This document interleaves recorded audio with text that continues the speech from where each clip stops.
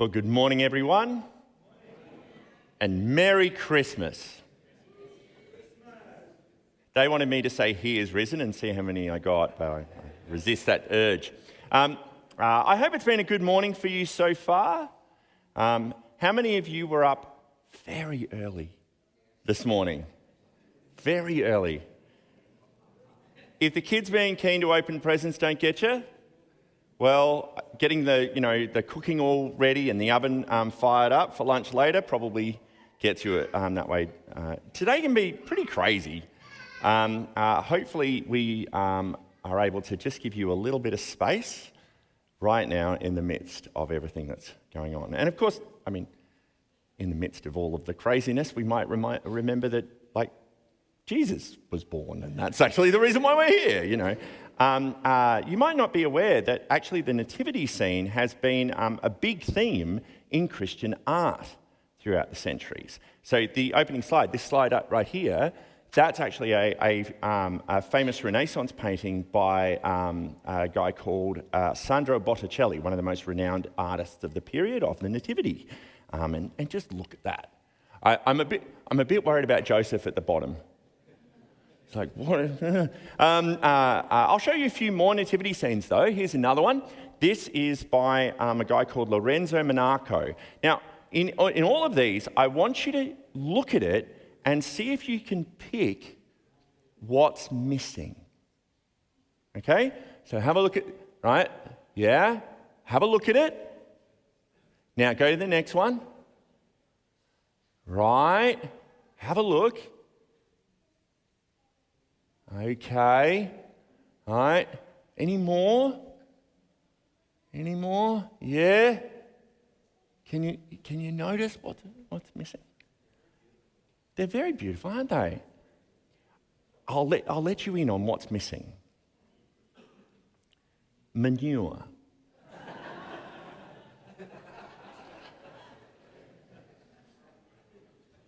There is a distinct lack of manure in these photos. Now, that might, in these paintings. Now, that might gross you out a bit, but, let's be honest for a second.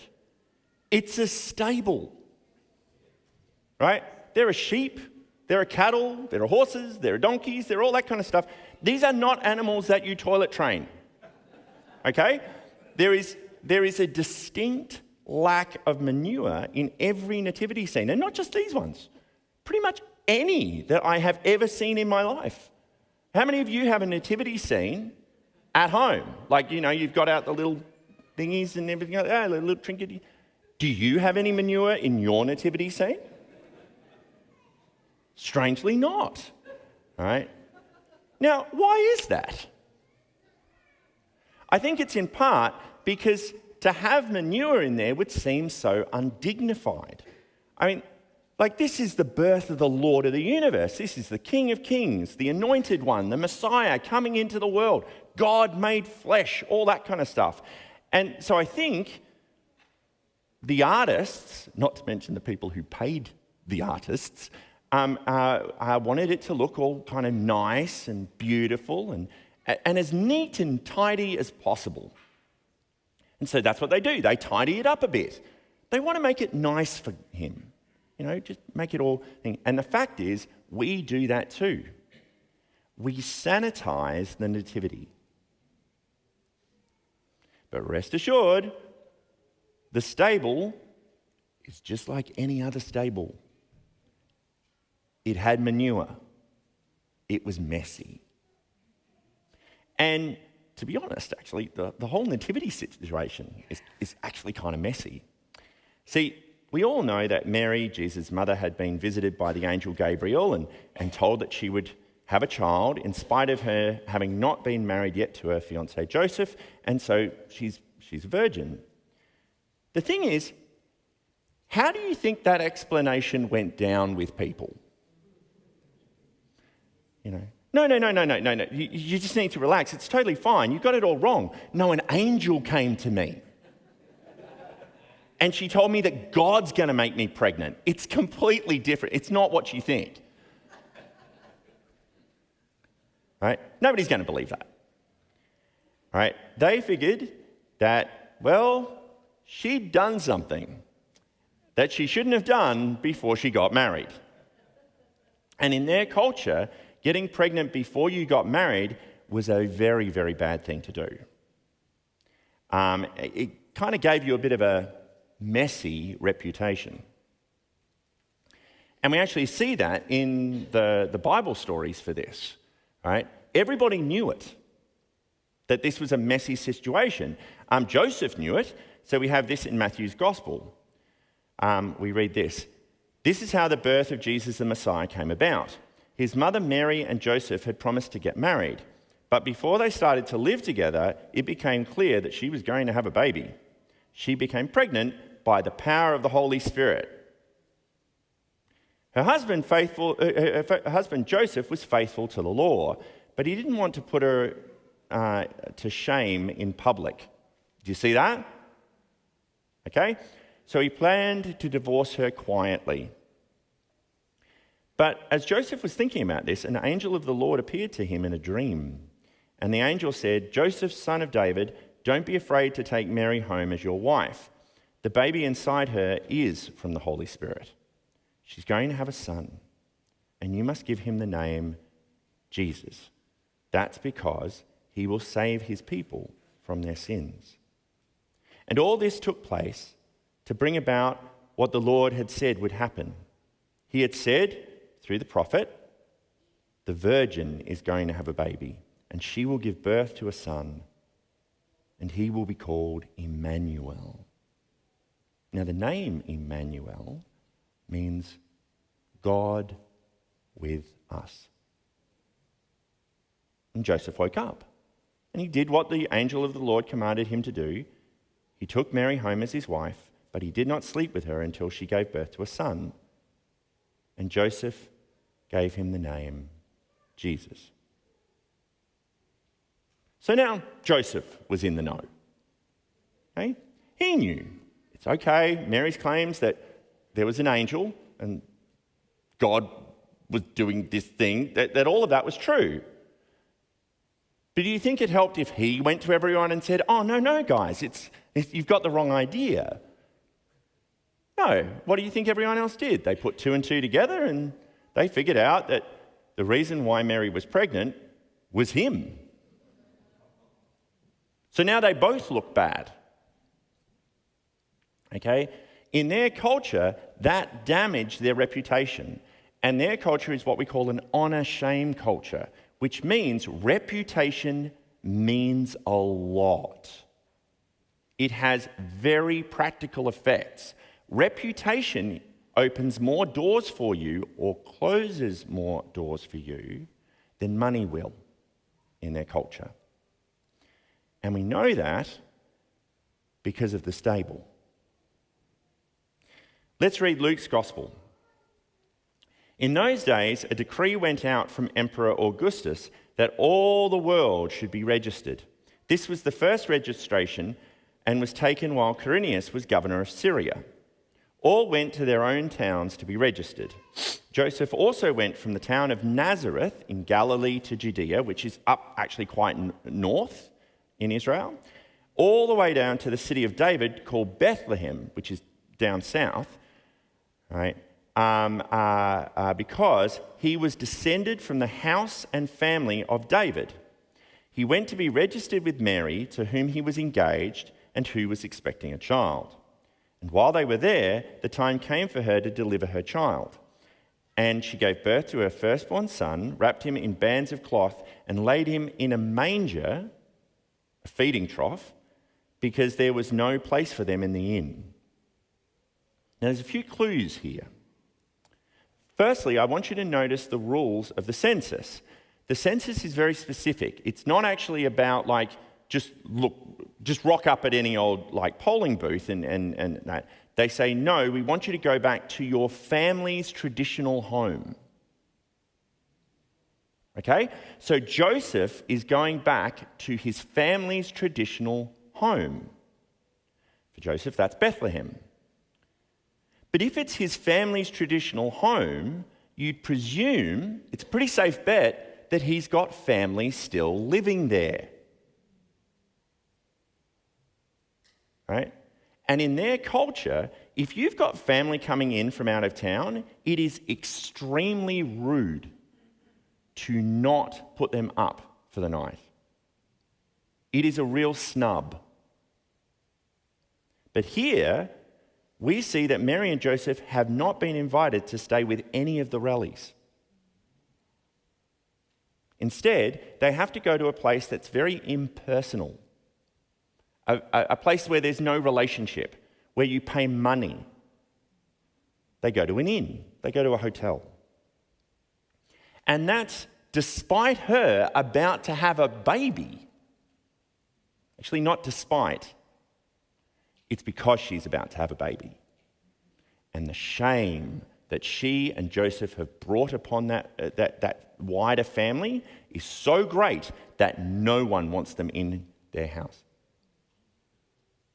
And even the innkeeper, there's no room. Okay. How much of it is there's no room, and how much of it is there's no rooms for the likes of you? I know your family. I do business with your family. You can go out into the stable. Just keep on the lowdown, keep in the quiet, just go hide out there. I don't need the baggage that comes with your rep. And I think of Mary in that situation. One of the things that you pick up from when the angel comes to Mary is that she's chosen by God because of her holiness, because she's a good person. But because of all this, she is, and probably assumes that she will always be, branded as a bad person, as a messy person, as a dirty person. And that's pretty unfair. And I think of Joseph. Here he is, he's a new husband who probably loves his new wife very dearly, and he's been given this task by the angel Gabriel. He's been given this task by God. And he wants to do the right thing. He wants to do the best thing. I don't know about you dads, but I remember when my wife Leanne was giving birth, I desperately tried to make it as nice as possible for her. I'll get that pillow, I'll get this going, and I'll try to make it as nice as we can in that nice hospital room, right? Now, in their culture back then, Joseph probably shouldn't have been in the birth at all, right? He would have wanted her to be surrounded by the women of the family, his family. And yet here they were. He, the man, he's all she's got. And he'd wanted to have provided for her, but he couldn't. He couldn't provide her or this special baby from God, a nice, safe, pleasant place for a birth. No, all he could provide was a messy, scratchy, stinky, not to mention highly unsanitary, messy stable. How much do you think he wrestled with the feeling that he'd let everybody go down, that he'd let Mary down, that he'd let God down? And into that messy stable and that messy situation, God enters in. Literally. Do you remember what the angel told Joseph the baby boy would be? He would be Emmanuel, which means God is with us. Into all that mess, Mary gives birth to God made flesh. And in doing that, Jesus doesn't demand that Joseph tidy it up before he comes out. Get rid of all the manure. Babies don't come out on schedules most of the time, even when they're Jesus. So through Jesus, God entered into Mary and Joseph's mess that night. Now, admittedly, he didn't clean up the mess. He didn't miraculously drive all the manure out of the barn, no matter what the Renaissance painters want us to think. He didn't make all the mess go away. But what he did do in the midst of that mess is give it a new dignity. He filled it with a new purpose, a noble purpose, the highest purpose, God's purpose, God's plan. And you know that messiness probably never left Jesus and his family. When they all moved back to Joseph and Mary's hometown of Nazareth, the reputation stuck. Mud sticks. And it probably stuck on Mary and Joseph and Jesus. But in God's cosmic plan, we don't remember them by that muddy, messy reputation, do we? No, the truth has come out. The truth has come out. And across the world, these two people are revered as holy people. And Jesus is revered as the Son of God, God made flesh. This can be a wonderful time of year, and I hope that you have a merry, merry Christmas. But it can also be a pretty crazy time of year. It can be a messy time of year. And it can be a messy time of year, especially with family. There are people who today are struggling with having to see that uncle, see that cousin, who's always just got some chestnut to say to them at the family Christmas do. All right? And maybe you're a mum and dad who has been doing it tough this year. God knows there's plenty of us around who are. And you know that your kids are going to open every present under that Christmas tree, hoping that this one that they open and then the next one and the next one, they're hoping it's one that you know isn't there. And you're wrestling with the feeling that you've let them down. Maybe you two, husband and wife, have spent half the time arguing about why do presents take so long to wrap?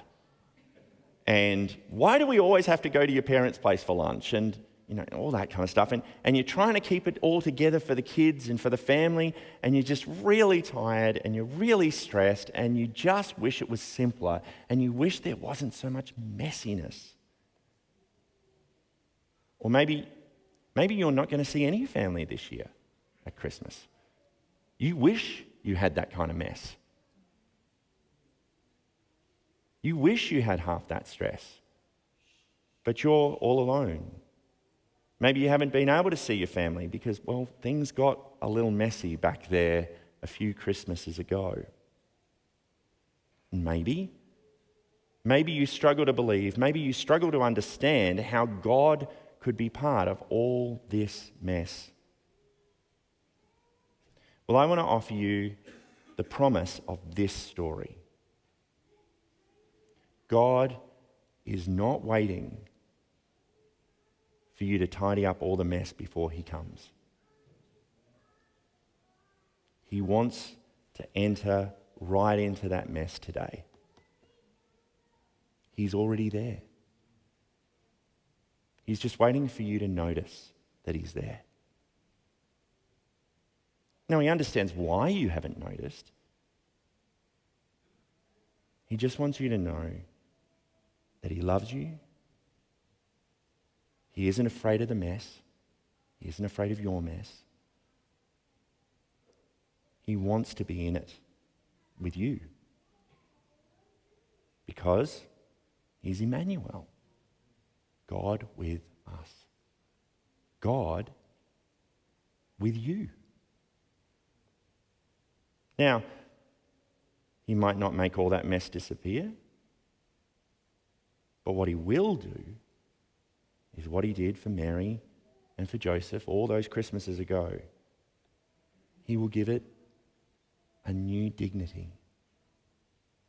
He will give it a new purpose, an eternal purpose, wrapped up in his great purposes and his great plan. God bless. And merry, messy Christmas.